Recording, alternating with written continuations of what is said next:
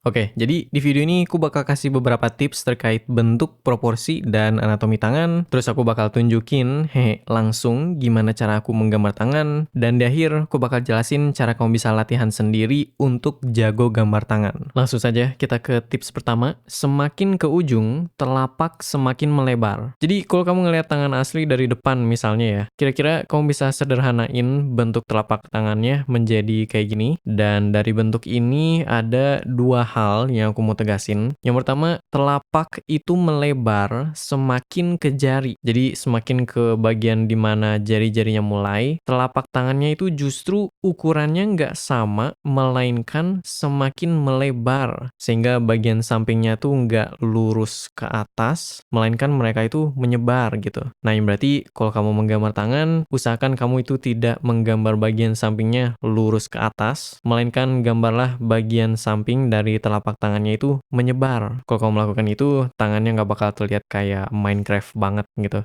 Tip kedua, ujung telapak itu melengkung. Selain melebar, ujung sini dari telapak itu tuh nggak lurus bentuknya, melainkan melengkung. Nah, dan awalnya sih ya, aku tuh pengen bilang bahwa puncak dari lengkungnya itu tuh ada di jari telunjuk. Alasannya karena kalau kamu ngelihat tulang tangan, setiap jari kalau kamu ngitung dari sini, itu tuh punya 4 tulang ya. Dan tulang pertama atau metacarpal dari jari telunjuk itu tuh yang paling panjang, dan dari telunjuk hingga kelingking tulang metacarpalnya itu semakin pendek. Dan dari situ aku mikirnya kayak, oh iya berarti puncak dari lengkung telapak tangannya itu tuh ada di jari telunjuk. Nah, awalnya aku mau bilang itu, cuman pas aku ngelihat secara real di tangan aku setelah ditambah kulit ya, sebenarnya pada akhirnya puncaknya itu ada di jari tengah. Jadi kayak ya mungkin secara tulang puncaknya tuh di jari telunjuk, tapi kayaknya lebih praktis kalau kalian pikirin aja kayak puncaknya tuh di jari tengah gitu. Jadi intinya ujung telapak itu melengkung dan puncaknya ya anggap aja di jari tengah. Nah, jadi lain kali kalau kamu gambar tangan, pastikan kamu jangan menggambarkan bagian sini dari telapaknya itu tuh lurus, dan kalaupun kamu gambar ujung telapaknya melengkung, pastikan puncak lengkungnya itu di jari tengah dan bukan di jari lain kayak kelingking misalnya. Kalau kamu melakukan itu, bentuk tangannya bakal terlihat lebih tepat. Tip ketiga, dari angle atas, puncak lengkung telapak itu ada di jari tengah. Seperti dari depan dan belakang, kalau kamu ngelihat tangan dari atas, telapaknya itu melengkung juga, dan puncak lengkungnya itu ada di jari tengah. Alasannya karena jari tengah itu memiliki sendi pertama atau knuckle yang paling menonjol, dan karena jari yang lain sendinya nggak semenonjol, jadinya terbentuklah lengkung kayak gini dengan sendi jari tengah sebagai puncak dari lengkungnya. Nah, berarti kalau kamu gambar tangan dari angle-angle kayak gini, jangan lupa untuk melengkungkan ujung telapaknya dan pastikan puncak dari lengkungnya itu ada di jari tengah. Tip keempat, ukuran jari tengah. Jadi kalau kamu ngelihat tangan kamu dari belakang terus ngukur jari tengah kamu dari sendi hingga ujung jari, kira-kira ukuran jari tengah kamu itu ya sama dengan telapak tangan kamu. Nah, tapi kalau kamu ngukur jari tengah kamu dari depan, tiba-tiba loh, kok jari tengah aku lebih pendek daripada telapak tangan aku? Nah, tenang, jangan khawatir, jari tengah kamu nggak tiba-tiba memendek, melainkan yang terjadi adalah, jadi pas kamu ngukur jari tengah kamu dari belakang, kamu tuh ngukur dari sendi hingga ujung jari kan ya? Nah, tapi notice, di antara setiap jari kamu, itu tuh ada yang namanya webbing. Nah, dan webbing ini posisinya itu lebih tinggi daripada sendi. Secara khusus posisinya tuh kayak di tengah antara sendi pertama sama sendi kedua dari setiap jari. Nah, alasan kenapa jari tengah kamu itu terlihat lebih pendek dari depan dibanding dari belakang itu tuh karena pas kamu ngukur dari depan, kamu tuh sebenarnya mengukur dari si webbing ini, bukan dari sendi. Kalau sendi mah kira-kira di sini dari depan. Nah, sehingga dari depan ukuran jari tengah kamu tuh terlihat lebih pendek gitu dibanding kalau dilihat dari belakang. Jadi secara kesimpulan, kalau kamu gambar tangan dari belakang, usahakan jari tengahnya dari sendi hingga ujungnya itu tuh ukurannya ya basically sama dengan telapak tangan. Sedangkan kalau kamu gambar dari depan, usahakan jari tengahnya itu lebih pendek daripada telapak tangannya. Tip kelima, proporsi jari-jari. Nah, itu ukuran jarinya kalau dibanding sama telapak tangan ya. Tapi semisal kamu ngelihat proporsi si jarinya sendiri, kamu itu bisa mencari setiap bagian dari jarinya dengan membagi setengah-setengah. Jadi kalau kamu pengen cari sendi kedua, kamu tinggal bagi ukuran jarinya menjadi setengah, terus buat sendi ketiga tinggal bagi setengah lagi, terus buat kukunya kamu tinggal bagi setengah lagi. Dan proporsi ini berlaku untuk semua jari, mau itu jari tengah, jari telunjuk, atau bahkan jari kelingking. Nah, tapi kalau dilihat dari depan ya, ukurannya tuh udah bukan setengah-setengah lagi, melainkan menjadi sepertiga-sepertiga. Jadi garis-garis di jarinya tuh bisa ditemukan dengan membagi si jarinya menjadi sepertiga-sepertiga gitu.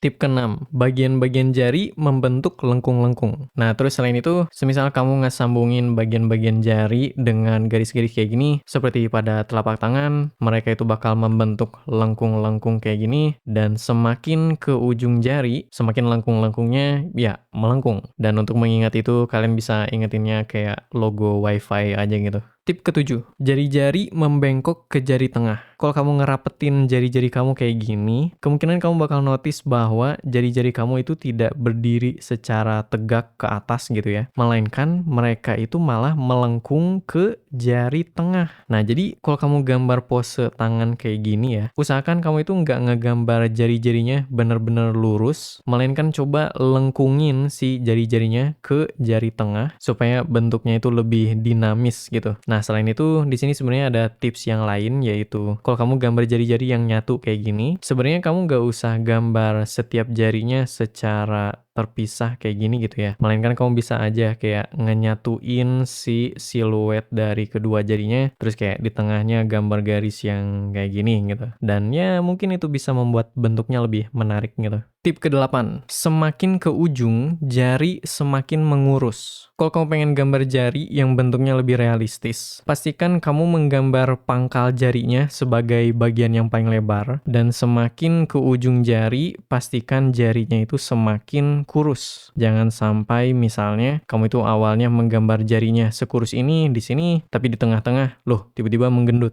Ini seharusnya bentuknya lebih kayak gini, biar terasa lebih realistis. Dan selain jangan menggendut di tengah-tengah, aku saran jangan bikin jarinya terlalu kurus juga di ujungnya, karena nanti terlihatnya kayak wortel gitu. Pastikan kamu menggambar ukuran jari-jarinya itu pas, kalau pengen terlihat lebih realistis si bentuk tangannya. Nah, dan semisal kamu bingung kayak ukuran pas itu tuh segimana, aku saran kamu gambar ulang banyak referensi tangan, notice ini segimana banyak referensinya. Nah, dan secara khusus kalau kamu pengen dapat feeling buat ukuran pasnya, aku saran kamu gambar ulang referensi dan pastikan bentuk jari-jari kamu itu ya hampir sama persis dengan bentuk jari-jarinya di referensi. Dan kalau kamu ulang itu terus-terusan, lama-kelamaan kamu bakal mulai hafal kayak, oh ya bentuk dan ukurannya tuh biasanya segini. Nah, tapi semisal kamu kesulitan untuk menggambar ulang referensi secara akurat, aku saran kamu nonton video ini. Tip ke-9, bentuk jari lentik. Kalau kamu pengen gambar jari-jari yang lentik, biasanya kamu tuh perlu menggambar si punggung dari jari-jarinya itu tuh cekung, terus buat bagian sendinya bikin agak lebih bulat, terus bikin perut dari jarinya itu lebih cembung. Nah, dan secara khusus buat ujung si jarinya, aku saran jangan gambar ujungnya terlalu runcing karena nanti terlihat kayak pisau, jangan gambarnya terlalu kotak juga karena nanti terlihatnya kayak ya kotak gitu. Terus jangan gambarnya terlalu bulat juga karena nanti terlihat kayak sosis. Ujung jari yang pas lentiknya tuh bentuknya ibarat kayak huruf D, tapi kamu halusin ujung sininya gitu. Ibarat kayak kamu amplasin ujung D-nya make kertas amplas supaya bentuknya tuh kayak di punggungnya itu lebih lurus, sedangkan pas ke perut bentuknya tuh lebih lengkung gitu. Tip ke-10, bentuk sendi-sendi. Jadi kalau kamu menekuk jari kamu, setiap bagian yang menekuk itu sendinya bakal menonjol, dan sebaiknya kalau kamu meluruskan jari kamu, justru sendinya itu tuh bakal menyelam ke dalam tangan. Nah, secara praktis berarti, pertama, kalau kamu gambar jari yang menekuk, biasanya kamu perlu gambar 3 bagian, terus setiap sendinya itu nonjol. Kedua, kalau kamu gambar pose yang dimana jari-jarinya itu lurus banget kayak gini, sebenarnya kamu tuh nggak usah berusaha menggambar knuckle atau sendi pertamanya menonjol. Justru kalau kamu gambar jarinya lurus banget kayak gini, knuckle-nya itu bakal menyelam ke dalam tangan. Dan ketiga, kalau kamu gambar jari yang lurus kayak gini, sebenarnya kamu bisa gambar 2 bagian doang buat jarinya, atau bahkan 1 bagian doang. Itu kenapa di gambar ini aku tuh cuman gambar 2 bagian doang buat setiap jarinya, dan secara khusus aku membengkokkan setiap jari itu tuh di tengah. Karena kalau kamu ngelurusin jari, sebenarnya bengkoknya tuh bukan kayak 1, 2, 3 gitu, melainkan bengkoknya tuh cuman di tengah si jarinya. Jadi ibarat kayak bagian 2 dan ketiga dari jarinya itu menyatu menjadi satu bagian. Tip ke-11, bentuk dan proporsi jempol. Jadi jempol itu tuh mulai dari pergelangan tangan hingga ya setengah dari bagian pertama telunjuk, dan seperti jari-jari yang lain,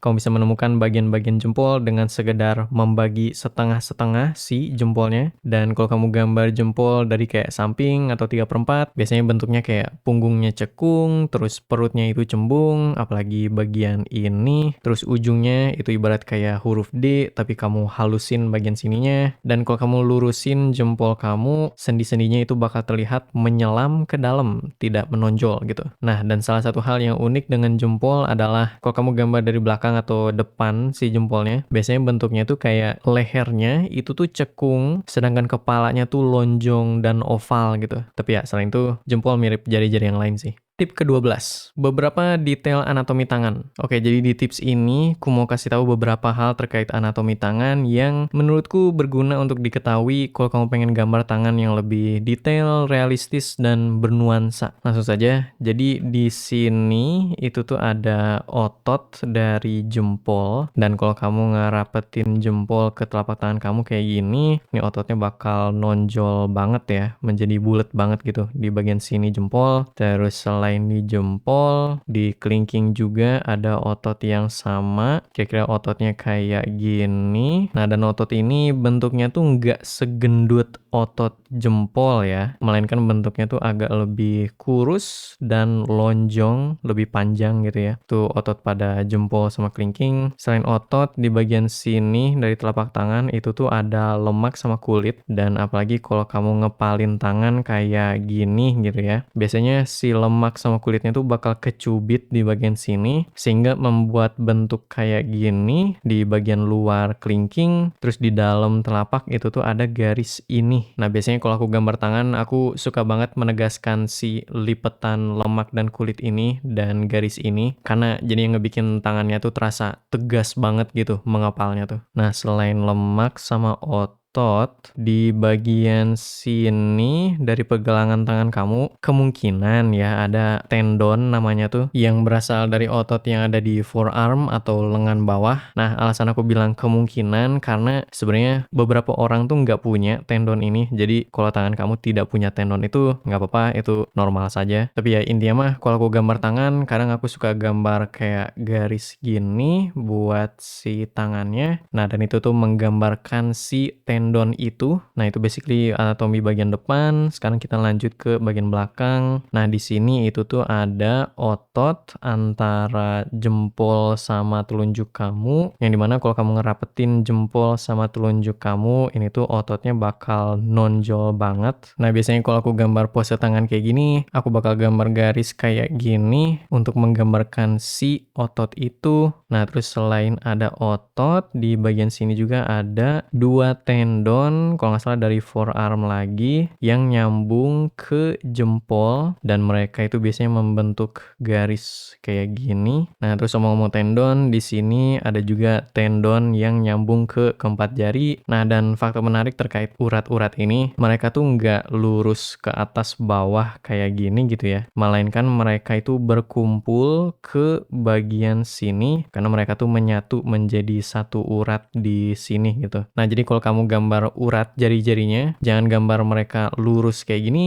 melainkan pastikan kamu menggambar mereka kayak bertemu di tengah sini gitu, biar lebih akurat si gambar tangannya. Oke, itu basically semua tips yang aku mau kasih tahu. Sekarang aku mau tunjukin dua contoh di mana aku menggambar pose tangan secara langsung. Untuk pose pertama, aku bakal tunjukin aku menggambar si pose jempol ini. Oke, jadi hal pertama yang aku lakukan adalah menggambar bentuk yang mencakupi keempat jari dari tangannya. Nah, terus habis aku gambar bentuk besar itu, aku pendekin sedikit bagian bawah. Terus habis itu aku gedein bentuknya, biar kesannya kayak tangannya itu deket banget sama kita. Terus habis itu aku gambar 3 garis kayak gini yang jarak di antara setiap garisnya itu sama untuk menggambarkan si jari-jarinya. Terus habis itu aku melengkungkan bagian sini dari setiap jari biar ya terasanya kayak nggak kotak banget tapi terlihat seperti jari. Nah, habis aku melakukan itu, selanjutnya aku gambar knuckles atau sendi dari setiap jari. Terus aku gambar bentuk mereka ibarat kayak gunung-gunung gitu ya. Terus aku memastikan bahwa puncak dari setiap gunung itu tuh di tengah setiap jari, dan aku memastikan bahwa gunung yang paling nonjol itu tuh yang jari tengah. Nah, terus habis itu aku gambar jempol dari ya tangannya, dan seperti yang aku bilang sebelumnya, kalau digambar dari depan biasanya leher dari jempolnya itu tuh cekung, sedangkan kepalanya kayak oval lonjong gitu. Terus habis itu aku gambar bagian otot dari kelingking. Terus habis itu di sini ada lemak dan kulit yang kelipet itu. Terus aku gedein lagi si tangannya biar tangannya terasa deket banget sama kita. Terus aku rapihin sedikit si pakaiannya, tambahin sedikit detail. Tambahin sedikit detail. Terus, nah ini lebih ke style masing-masing ya. Tapi aku pribadi kadang suka menggambar kayak bagian sini dari garis setiap jari itu tuh lebih tebal karena itu tuh menggambarkan kayak, oh di bagian sini bayangan dari setiap jarinya itu tuh lebih tebal dibanding di sini. Nah, dan aku menggambarkan itu dengan menebalkan garisnya di bagian sini, sedangkan di sininya agak lebih kurus gitu. Terus habis itu aku perbaikin sedikit si jempolnya, dan ya itu basically tangan jempol. Untuk pose selanjutnya aku bakal gambar pose ini, dan hal pertama yang aku lakukan adalah menggambar telapak tangannya, dan seperti yang aku jelasin sebelumnya, aku memastikan bahwa semakin ke ujung bentuk telapaknya itu semakin melebar. Terus selain itu aku memastikan bahwa ujung telapaknya juga itu melengkung. Terus habis aku gambar telapak tangannya, aku lanjut menggambar garis dari jari telunjuk. Terus dari telunjuk aku menggambar si lengkung ini. Itu buat aku tahu kayak, oh ya, sendi kedua dari setiap jari itu tuh seharusnya posisinya di sini gitu. Terus habis aku gambar itu, aku gambar si bentuk jarinya sambil memastikan bahwa dari pangkal hingga ujung jari ukuran jarinya itu semakin kurus, sambil memastikan bahwa bentuk ujung jarinya itu pas. Dan untuk pose ini aku sih menggambar 2 bagian doang ya buat setiap jarinya tuh. Karena aku merasa kalau gambar 3 bagian itu bakal agak terlalu realistis buat style ini. Jadi ya itu kenapa aku gambarnya 2 bagian doang. Terus di antara setiap jari aku menggambarkan webbing, sedikit webbing. Terus habis aku gambar si webbingnya. Kemudian aku menggambar tendon dari setiap jarinya. Terus aku memastikan bahwa tendon-tendonnya itu mengarah ke satu bagian di tengah sini. Terus habis itu aku rapihin sedikit sih gambarnya, hapusin beberapa garis, dan ya itu basically pose tangan ini sih. Tapi bang, kok lu bisa gambar tangannya kayak sat-sat gitu sih? Well, itu karena aku banyak latihan gambar tangan. Oke. Kalau gitu cara lu latihan itu gimana? Sebelum aku jelasin itu, aku perlu kasih 2 disclaimer dulu. Pertama, sebelum kamu belajar gambar tangan atau bahkan apapun, aku saran kamu latihan dulu menggambar ulang referensi secara akurat. Kenapa mesti bisa menggambar ulang secara akurat? Intinya, untuk belajar menggambar tangan, kamu perlu melihat dan menggambar ulang banyak referensi tangan yang menurut kamu bagus, supaya kamu tahu, oh biasanya tangan digambar kayak gini. Nah, masalahnya, kalau kamu aja belum bisa menggambar ulang referensinya secara akurat, gimana mau belajar dari referensinya? Dalam kata lain, gimana mau bisa gambar tanpa melihat referensi? Kalau bahkan sambil melihat referensi, kamu nggak bisa menggambarnya. Itu kenapa aku saran belajar menggambar ulang secara akurat dulu, dan untuk itu kalian bisa tonton video ini. Tapi selain itu, kedua, setiap pose tangan harus dipelajari secara satu-satu. Maksudnya, jangan berharap kamu bisa belajar satu trik atau metode doang gitu ya. Terus dari situ kamu bisa menggambar semua pose tangan secara lancar. Karena sesungguhnya yang kamu perlu lakukan itu tuh lebih kayak, oh kamu pengen bisa gambar tangan mengepal, kamu harus belajar menggambar tangan mengepal secara terpisah. Atau, oh kamu pengen bisa gambar tangan nge-V kayak gini, kamu harus belajar menggambar tangan nge-V secara terpisah. Dan seterusnya buat semua pose lain. Alasannya karena setiap pose memiliki nuansanya sendiri. Dan untuk mengetahui nuansa tersebut, kamu harus mempelajari pose itu secara langsung. Atau enggak, kamu nggak bakal dapet nuansanya. Jadi misal, kebanyakan orang ngira kalau gambar tangan mengepal, kamu itu tinggal, oh tekukin aja setiap jari pada angle yang sama gitu. Tapi pas mereka cobain, kok tangannya kayak kurang tegas mengepalnya ya? Dan itu karena ternyata kalau kamu ngelihat tangan asli mengepal secara tegas, justru jari-jarinya itu nggak menekuk pada angle yang sama, melainkan dari telunjuk hingga kelingking, angle-nya itu tuh semakin turun. Dan karena itu juga jadinya terbentuk kayak lengkung kayak gini pada jari-jarinya. Dan pas mereka notice itu, terus dicobain di dalam gambarnya, oh iya juga ya, jadi terasa lebih tegas gitu mengepalnya. Nah kan mau kamu gambar tangan sebanyak apapun, kalau kamu nggak pernah mempelajari referensi tangan asli yang mengepal secara tegas, kamu kan nggak bakal tahu nuansa itu. Dan karena itu, setiap kamu gambar tangan mengepal, hasilnya tuh terasa kayak,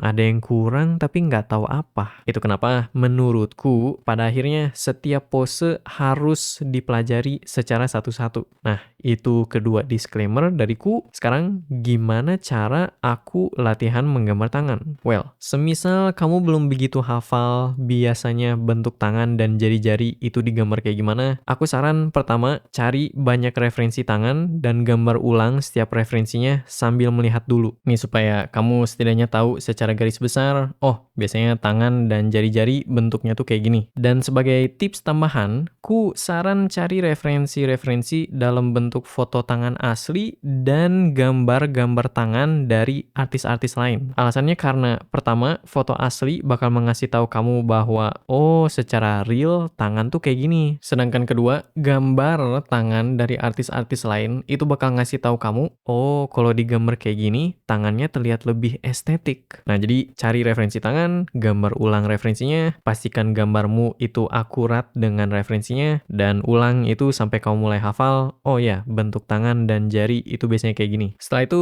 semisal kamu pengen belajar menggambar pose tangan tertentu tanpa referensi, pertama cari dan gambar ulang referensi posenya sambil melihat dulu supaya kamu tahu, oh oke, bentuknya kayak gini, posenya kayak gini. Kedua, setelah itu coba gambar lagi posenya tanpa melihat referensi. Ketiga, bandingin gambar kamu sama referensinya, notice apa yang kamu bisa perbaiki. Keempat, coba gambar lagi posenya tanpa melihat referensi sambil mengingat untuk tidak mengulangi kesalahan sebelumnya. Terus kelima, banding lagi, notice apa yang bisa diimprove lagi, coba lagi, ulang itu sampai kamu bisa menggambar pose tangannya tanpa lihat referensi dan menurutmu hasilnya cukup memuaskan. Nah, terus ulang itu untuk setiap pose yang kamu pengen pelajari dan itulah cara aku latihan menggambar tangan.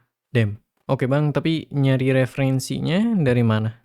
Untungnya ku sudah nge-link di deskripsi Google Docs yang berisi banyak sumber referensi. Jadi kalau kalian mau, kalian tinggal buka link di deskripsi.